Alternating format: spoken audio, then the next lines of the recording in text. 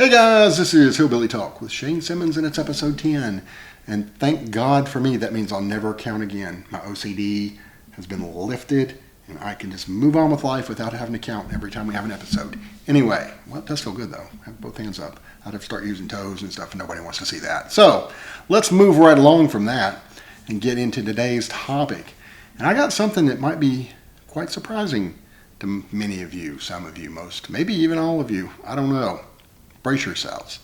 So, the big news, the big shocking news is that, believe it or not, there are a lot of idiots online these days.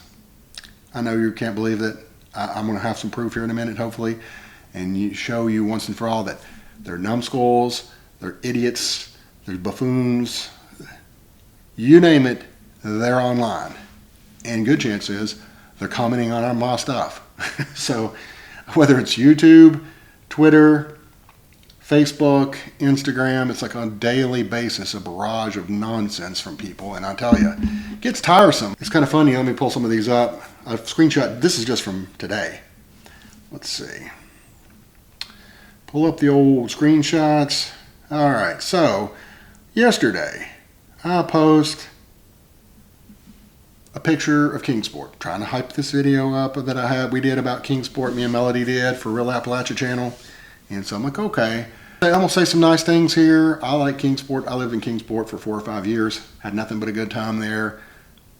No big real issue, no worse than anywhere else.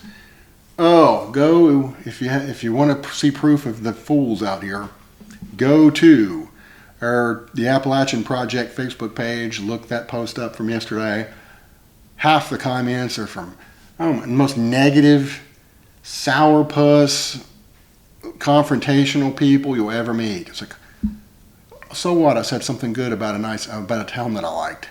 These people hating on Kingsport, hating on the police department. I had somebody, let's see, this lady, Lois Williams Parker, whoever that is. As far as being beautiful, I don't know where you're looking. My family first moved here in 1952. And it was smelly and stinking even back then. Fortunately, we moved in 1957. I'm like, so you're going back, what is that, 50, 60, 67 years of memory just to crap on Kingsport. Okay, good. So I just responded, you're quite a ray of sunshine. What else you gonna say? I like being a smarty pants with these people so they don't really know how to take me. Okay, so then I posted this picture, which I'll put up for you to see, and it's just a sweet little picture of a little family sitting on the front of their cabin, and there's a grandmother, and there's little children and a baby sitting on the lap, and they're feeding the baby. Apparently it looks like a milk bottle maybe, and everybody's barefoot. It's a sweet little picture to me. I thought, man, how could you possibly say anything bad about that? It's very heartwarming. So this is on the Real Appalachia Facebook page. So got tons of Facebook pages and Instagrams and YouTubes and you name it. But anyway, 99% of the comments were great on this one. Then all of a sudden, Elaine Henfling had to raise her head up and say, would make JD proud. Like, why you gotta go crap? What's JD Vance got to do with a sweet old picture from 1940s? It's like, what? Why do you got to come in here at this crap? Just trying to start something, trying to make somebody mad. What are you trying to do? What are you trying? Then I post a picture, last few days anyway, I guess the last 3 or 4 days, of Welch, West Virginia. It's just from 1915, I want to say, or 1905, 1915, one of those two. Okay, just overlooking Welch, West Virginia. And I said, somewhere in my caption, that Welch is a vital piece of American history, which is absolutely true, for their coal mining background, for their just big part of that development of the country, really, and this, certainly southern West Virginia. And it was, well, World War II, the coal helped fuel the Navy. There was a lot of things and helped heat America. Welch, vital piece of history. Stand by it.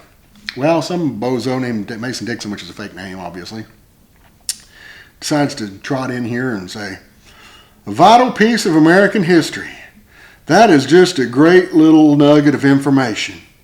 Too bad it does not do a effing thing, and they misspelled effing, but the whole word out there, thing for the unemployment situation here.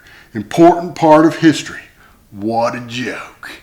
Well, I'm not sure what a picture from 1915 Welch, West Virginia is supposed to do for unemployment anyway, but this moron, this imbecile, takes all the time to write all this out. I'm like, are you kidding me? What kind of worthless, knuckle-dragging life do you have that just all you got to do is come on here and be negative about stuff? So I get so tired of these people. Now, I used to not punch back, but here lately it's like almost fun for me because I'm not a good mechanic. I'm not a good carpenter. You know, you don't want me to work on anything around your house or anything like that. But one thing I can do, just about as good or better than anybody I know, I can be a smart aleck. And I can cut you to the core. I would make Don Rickles cry. I have vicious comebacks. So these people provoking me, I might unleash a can of whoop, you know what, on them. But anyway, Mason Dixon. I think they misspelled his last name there. It's Dixon, but it's, you know where I'm going with that. Anyway, moving right along. I said all that, but guess what? I said all that to say this. I am a big free speech guy. You know, come at me. You can say the most terrible things. I mean, we've had vicious personal attacks, hit you as low as they possibly can, talk about your weight, your looks, your anything that's perceived wrong about you. You just hump up and take it. Nobody does a thing about it.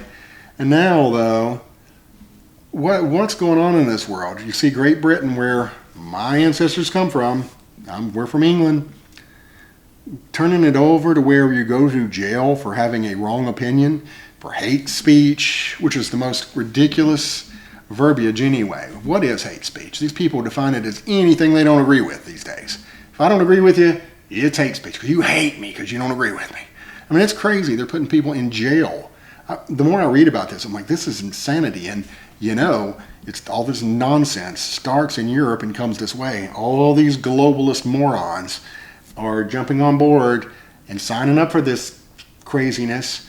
And then you see where Brazil shuts down Twitter, or X, I guess now, because they don't like how Elon Musk runs the program. It's like, what in this world are we trying to do here? What did Americans fight, live, bleed, and die for in history? As free speech was right up there. Number one, the First Amendment. And here we are trying to tear it all away, acting like that some speech shouldn't be free. Well, I disagree. I think you should be able to say anything you want to, as long as you're willing to take the consequences.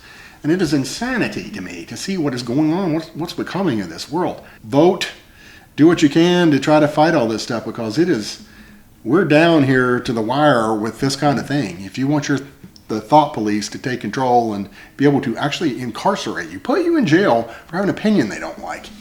And who's the arbiter of that? Who tells you what's good and what's not? What if all of a sudden, listen, here lately, just in the last couple weeks, I found out I can't stand Reba McEntire. I don't know what. I just woke up one day and I was like, you know what?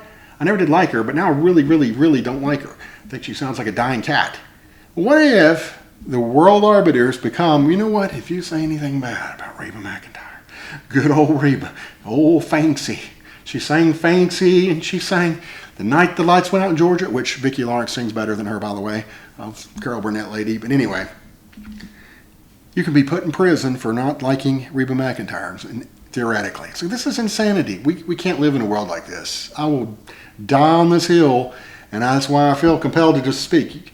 Call me what you want in the comments. I deal with it every single day. I'm not that thin-skinned. You can come at my race. You can come at my creed, my orientation. You can come at me any way you want to. Talk about my weight, my history. Just don't talk about my kids or I'll come at you. But, you know, I just don't understand why in the world we got to be coddling all these people. And obviously, as we all know, let's not kid ourselves. It's just certain groups are protected, certain aren't.